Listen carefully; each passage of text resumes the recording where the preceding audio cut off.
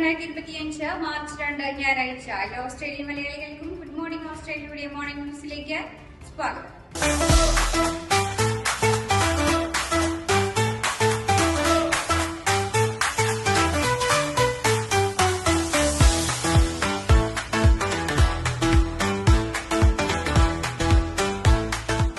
സിഡ്നിയിൽ നിന്നും പുറപ്പെട്ട ക്രൂയിസ് കപ്പൽ ന്യൂസിലാൻഡ് കടലിൽ വെച്ചുണ്ടായ അപകടത്തിൽ യാത്രക്കാരും ജീവനക്കാരും അടക്കം നിരവധി പേർക്ക് പരിക്ക്. 14 ദിവസത്തെ യാത്രയ്ക്കിടെ മിൽഫോർഡ് സൗണ്ടിന് സമീപം കപ്പൽ ഗതിമാറിയതിനെ തുടർന്ന് ക്രൗൺ പ്രിൻസസ് യാത്രാ കപ്പൽ ശക്തമായ കാറ്റിൽ അപകടത്തിൽപ്പെടുകയായിരുന്നു.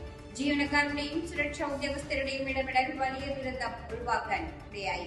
കപ്പലിലെ നിലവിലെ സ്ഥിതിഗതികൾ ശാന്തമാണെന്ന് ക്രൗൺ പ്രിൻസസ് അധികൃതർ അറിയിച്ചു.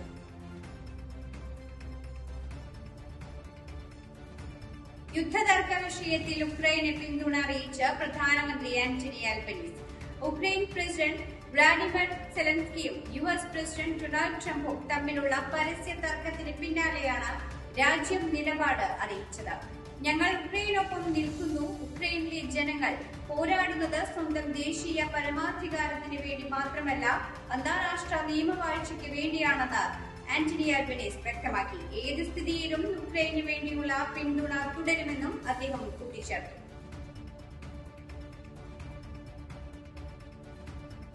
വെർജിൻ ഓസ്ട്രേലിയയിലെ 25% ഓഹരികൾ വാങ്ങാൻ ഖത്തർ എയർവേസിന് ട്രഷറർ ജിം ചാൾമേഴ്സ് പച്ചക്കൊടിക്കാട്ടി. ഫോറിൻ ഇൻവെസ്റ്റ്മെന്റ് റിവ്യൂ ബോർഡിന്റെ വിശദമായ വിലയിരുത്തലിനും ഓസ്ട്രേലിയൻ കോമ്പറ്റീഷൻ ആൻഡ് കൺസ്യൂമർ കമ്മീഷന്റെ കരട് തീരുമാനത്തിന് പിന്നാലെയാണ് പ്രഖ്യാപനം. ഓസ്ട്രേലിയയിലെ ചില പ്രധാന തലസ്ഥാന നഗരങ്ങളിൽ നിന്ന് ദോഹയിലേക്ക് പതിവ് സർവീസുകൾ നടത്തുവാനും ഇത് വെർജിനെ അനുവദിക്കുന്നു. പുതിയ കരാർ ഓസ്ട്രേലിയൻ വ്യോമയാന വിപണിയെ ഇളക്കിമറിക്കുമെന്നാണ് വിദഗ്ധ അഭിപ്രായം.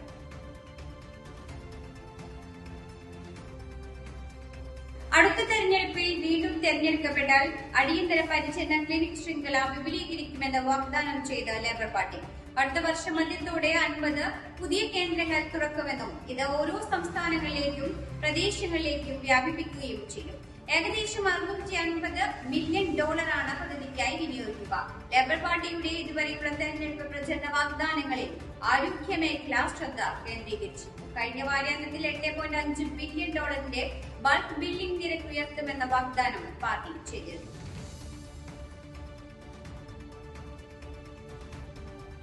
സിഡ്നിയിൽ നടന്ന 47ാം ഗേ ആൻഡ് ലെസ്ബിയൻ മാൻഡിഗ്രാസ് പരേഡ് വർണ്ണാഭമായി.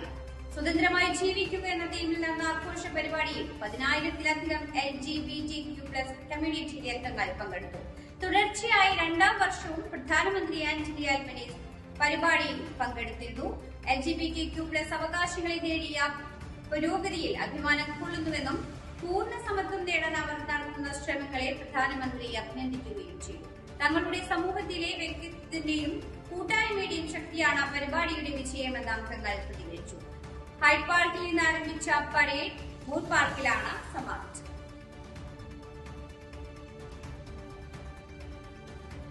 സർക്കാർ നേതൃത്വത്തിൽ നടക്കുന്ന ഫീൽഡ് ടെസ്റ്റിംഗ് ന്യൂ സൌത്ത് വെയിൽസിലെ വൊളോങ്ങിലെ യോർസ് ആൻഡ് ഓൾസ് ഫെസ്റ്റിവലിൽ ആരംഭിച്ചു. 1 വർഷം നീണ്ടു നിൽക്കുന്ന പരീക്ഷണത്തിന്റെ ലക്ഷ്യം മയക്കുമരുന്ന് ഉപയോഗത്തിൽ സംഭവിക്കുന്ന അപകടങ്ങൾ കുറയ്ക്കുക എന്നതാണ്. ഫെസ്റ്റിവലിൽ പങ്കെടുക്കുന്ന എല്ലാവർക്കും ഫീൽഡ് ടെസ്റ്റിന്റെ സൗകര്യം ലഭ്യമാക്കും. മയക്കുമരുന്ന് ഉപയോഗത്തിൽ നിന്ന് ആളുകളെ പിന്തിരിപ്പിക്കാൻ ഫീൽഡ് ടെസ്റ്റ് ട്രയൽ വഴി സാധിക്കുമെന്നാണ് സർക്കാർ പ്രതീക്ഷിക്കുന്നത്.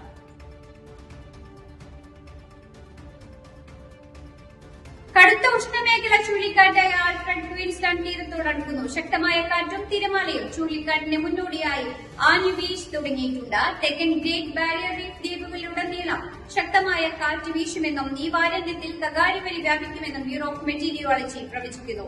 അടുത്ത 2 ദിവസത്തേക്ക് ചുഴലിക്കാറ്റ് തീരത്ത് നന്നായി തുടരും. തീരത്തുള്ള ജനങ്ങൾക്ക് ജാഗ്രതാ നിർദ്ദേശം നൽകിയിട്ടുണ്ട്.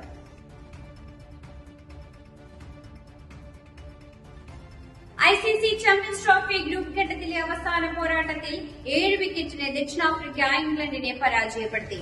ടോസ് നേടി ബാറ്റിംഗ് തെരഞ്ഞെടുത്ത ഇംഗ്ലണ്ട് 38.2 ഓവറിൽ 179 റൺസ് എടുത്ത് ഓൾ ഔട്ടായി. മറുപടി ബാറ്റിംഗിൽ 29.1 ഓവറിൽ ദക്ഷിണാഫ്രിക്ക വിജയലക്ഷ്യം മറികടന്നു. ദക്ഷിണാഫ്രിക്കയ്ക്ക് വേണ്ടി 3 വിക്കറ്റ് വീഴ്ത്തിയ മാർക്കോ ജാൻസനാണ് player of the match.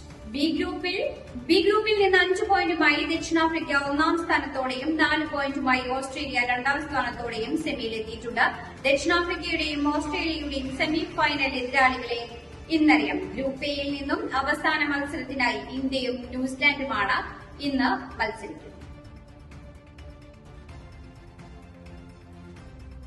Bihar നിയമസഭാ തെരഞ്ഞെടുപ്പ് ഒരുക്കങ്ങൾ ആരംഭിച്ച കോൺഗ്രസ് ഇതുമായി ബന്ധപ്പെട്ട് സംസ്ഥാനത്ത് നിന്നുള്ള പാർട്ടി നേതാക്കളുമായി ഡൽഹിയിൽ ഒരു യോഗം അടുത്ത് തന്നെ വിളിക്കും. യോഗത്തിന് ശേഷം ആർജെഡിയുമായി ഔപചാരിക സീറ്റ് വിഭജന ചർച്ച ആരംഭിക്കാനാണ് ഹൈക്കമാൻഡിന്റെ തീരുമാനം.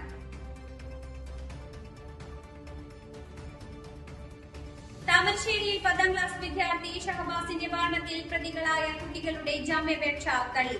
5 വിദ്യാർത്ഥികളുടെ ജാമ്യാപേക്ഷയാണ് തള്ളിയത്. ഇവരെ ദുർഗുണ പരിഹാര പാഠശാലയിലേക്ക് അയക്കും. പരീക്ഷ എഴുതുവാനും വിദ്യാർത്ഥികൾക്ക് അവസരം നൽകും. ഷഹബാസിന്റെ മരണത്തിൽ സംസ്ഥാന ബാലാവകാശ കമ്മീഷൻ സ്വമേധയാ കേസെടുത്തിരുന്നു. സംഘം തിരുവനന്തപുരം മെഡിക്കൽ നഴ്സിംഗ് കോളേജുകൾ സന്ദർശിച്ചു. വെയിൽസ് ആരോഗ്യ വകുപ്പ് മന്ത്രി ജെർമി മൈൽസിന്റെ നേതൃത്വത്തിലുള്ള പ്രതിനിധി സംഘമാണ് തിരുവനന്തപുരം ഗവൺമെന്റ് മെഡിക്കൽ നഴ്സിംഗ് കോളേജുകൾ സന്ദർശിച്ചത്.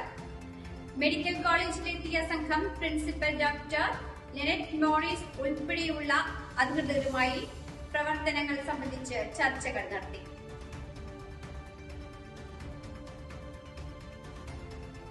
കേരളത്തിൽ ഇന്ന് വ്രതാരംഭം. പൊന്നാനിയിലും കാപ്പാടും മാസപ്പിറവി കണ്ടു. ഗൾഫ് രാജ്യങ്ങളിൽ ഇന്നലെ മുതൽ റംദാൻ ആരംഭിച്ചു.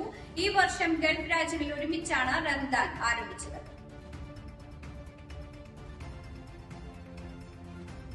ഇതോടുകൂടി വാർത്താ ബുള്ളറ്റിൻ ഇവിടെ അവസാനിക്കുന്നു. എല്ലാ പ്രേക്ഷകർക്കും നല്ല